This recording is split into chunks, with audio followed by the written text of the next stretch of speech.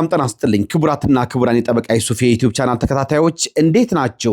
የህግ ምክር ካርታ ያላችሁን ሰዎች በሙሉ የሚመለከት ነው። ካርታ አለኝ በሚል የጎረቤታችሁን የመውጫና የመግቢያ መንገድ መዝጋት ትችላላችሁ ወይ? ይህ መውጫና መግቢያ መንገዱ በእናንተ ካርታ ላይ የእናንተ ይዞታን የሆነ ቦታ በካርታችሁ ላይ ጸድቆ የተሰጣችሁ ቦታ ጎረቤታችሁ መውጫና መግቢያ መንገድ ሊሰጠኝ ይገባል፣ ሊከፍትልኝ ይገባል የሚል ክስ ቢያቀርብባችሁ ፍርድ ቤቶች ምን ይወስናሉ የሚለውን ነው ለእናንተ ጠቃሚ የሆነ የህግ ምክር የምሰጣችሁ። የፌዴራል ጠቅላይ ፍርድ ቤት ሰበር ሰሚ ችሎትም ይህን ጉዳይ በተመለከተ ከፌዴራል የመጀመሪያ ደረጃ ፍርድ ቤት እስከ ፌዴራል ጠቅላይ ፍርድ ቤት ሰበር ሰሚ ችሎት ድረስ የደረሰ በጎረቤታሞች መካከል የተነሳ ክርክርን የወሰነበት አግባብ አለ።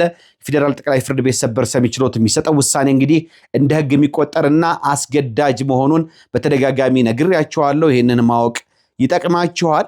እንግዲህ ምንድነው ጎረቤታሞች መካከል ተነስቶ የነበረው ክርክር?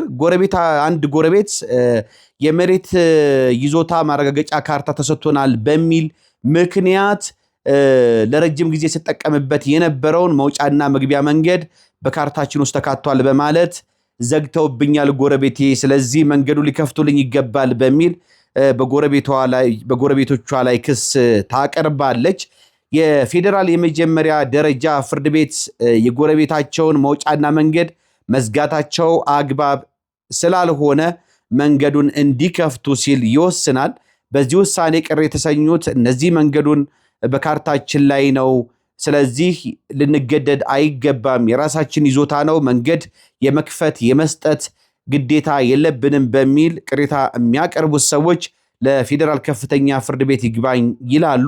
ፌዴራል ከፍተኛ ፍርድ ቤትም የመጀመሪያ ደረጃ ፍርድ ቤቱን ውሳኔ ያጸናል። ያም ማለት የጎረቤታቸውን መውጫ መንገድ መዝጋታቸው አግባብ አይደለም፣ ምንም እንኳን በካርታቸው ላይ ይዞታው ቢኖርም በሚል ውሳኔ ይሰጣል።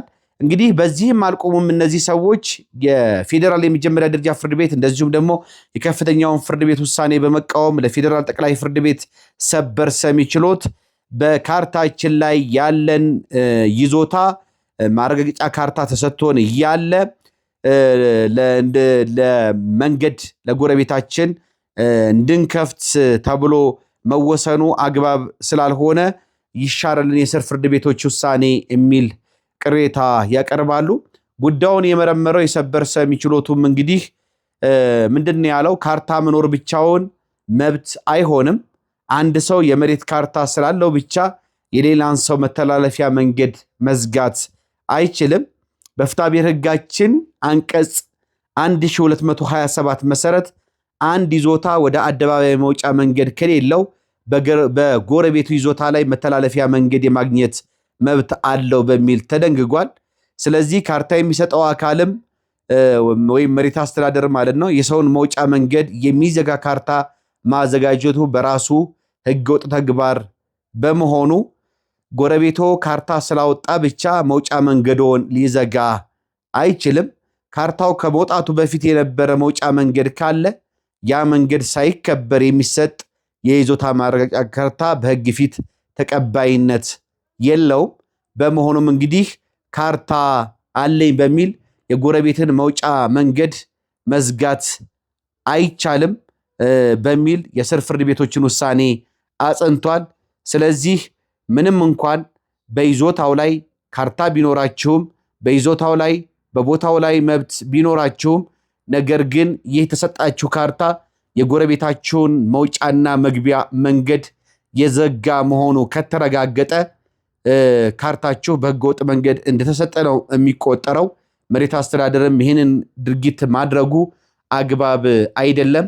ስለዚህ ከይዞታችሁ ላይ ለጎረቤቶ የመውጫና የመግቢያ መንገድ የመስጠት የመክፈት ግዴታ አለባችሁ በሚል የፌዴራል ጠቅላይ ፍርድ ቤት ሰበር ሰሚ ችሎት በሰበር መዝገብ ቁጥር 21697 አስገዳጅ ውሳኔ አስተላልፏል ማለት ነው።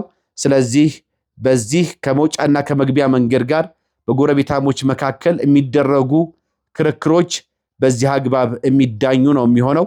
የኔ ካርታ ስለሆነ ይዞታው የኔ ስለሆነ ካርታ ተረጋግጦ ስለተሰጠኝ መንገድ ልከፍትለት አይገባም፣ መውጫ መንገድ ልሰጠው አይገባም፣ ይዞታው እኔ ላይ ነው ያለው በሚል የሚቀርብ ክርክር ተቀባይነት የለውም በሚል ነው እንግዲህ የህግ ትርጉም የተሰጠው። ክቡራትና ክቡራን የፕሮግራሜ ተከታታዮች ይህን እንድታውቁት ብዬ ነው።